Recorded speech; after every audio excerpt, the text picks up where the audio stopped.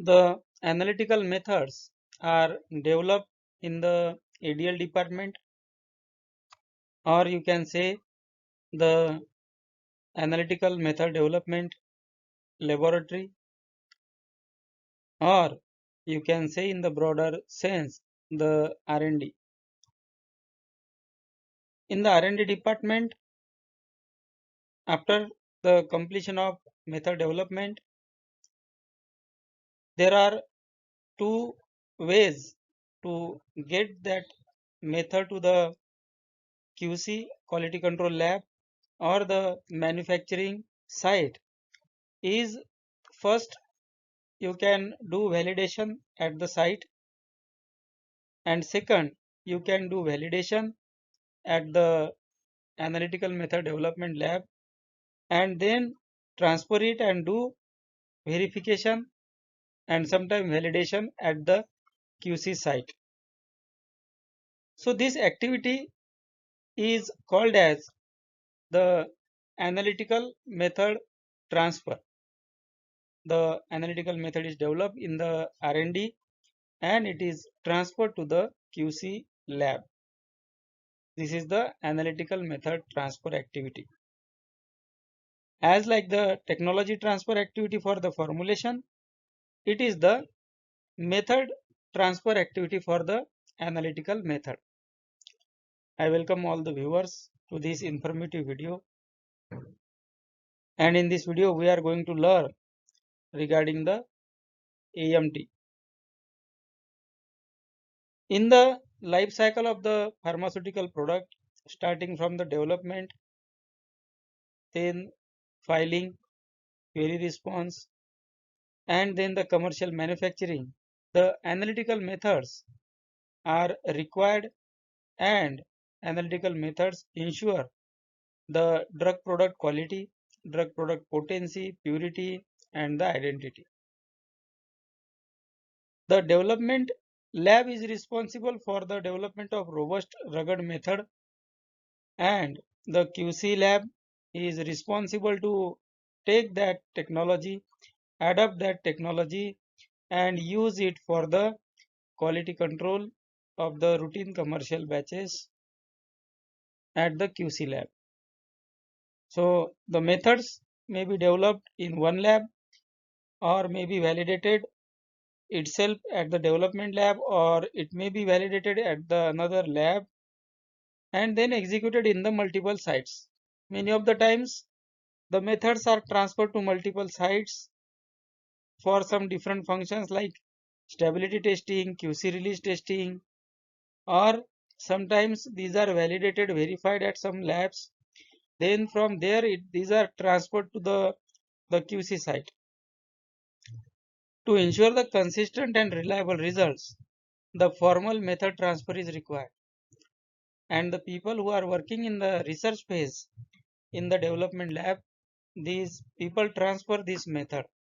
And the people who are there in the receiving lab, they adopt that technology, they do the joint analysis, they work together and then take up the technology so that the method can be routinely used for the commercial batches testing. Now what is the method transfer? So by definition, the process of qualifying an analytical method in another laboratory to demonstrate it produces reliable, accurate, and repeatable results. From my experience, I will say that you should work together with the people who have developed the method and the people who are taking that method and transferring that method. So it is a total involvement of the people to transfer the developed method. The R&D people should know what is the requirement of QC, and QC people should tell or inform to the R&D what is their requirement, so that by collaborative approach the analytical methods can be transferred.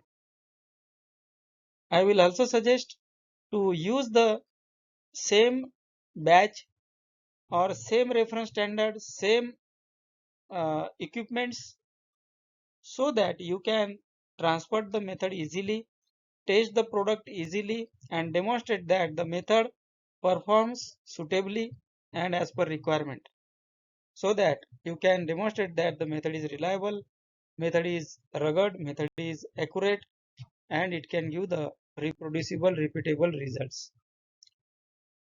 Why it is not just a SOP sharing? So AMT is not just sharing the documents, but it is the sharing of the knowledge also. It is not only the document sharing, because there are instrument differences, there are differences in the experience of the analyst, operators, and the environmental factors. Regulatory need is there regarding the AMT. Documented transport reports often requested by the inspectors and the auditors. Many of the times it is observed that the auditors ask the tech transfer documents. Now coming to the regulatory guidances, so USP chapter is there. 1, 2 to 4 transfer of analytical procedures. ICH Q2R1, it is for the validation of analytical procedures. So whenever you are working on the development and transfer of the analytical method, that time you should follow all these related guidelines. Method transfer activity ensures reliability of results between the testing sites, compliance with the GMPs, and documentation for the regulatory audits. If you observe any difference, that difference should be documented and properly justified and corrected. Then key elements of the analytical method transfer. So I have divided these into 3 parts. First is training, detailed procedure and documentation, and then appropriate instrumentation and the facilities. These are the key elements. Training of the training and qualified personnel should be there for transferring the methods. Transferring lab supports the receiving lab. Personnel trained in the protocol and method details. So it is knowledge sharing. Then detailed procedure and documentation. SOP, validation reports, sample data should be shared. Also, I will suggest, as per my experience in the pharmaceutical industry, you should prepare 2-3 batches in the research lab, test it into the research lab, and then send the same sample to the receiving lab with the procedure and test those sample at the receiving lab, so that you can demonstrate the results are consistent across the labs. Appropriate instrumentation and facilities. So qualified calibrated instruments, suitable lab environment should be there to perform the method transfer experiments and the activities. Method transfer protocol. So it is the documentation related activity. Method transfer protocol will be there, and after that the report will be prepared. So written arrangements should be made with the agreement between transferring and the receiving labs like ADL and QC.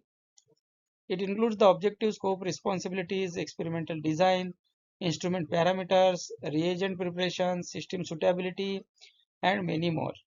Then you should have the defined acceptance criteria for the linearity, accuracy, precision, and many others. So there should be a plan for handling deviations or failures also.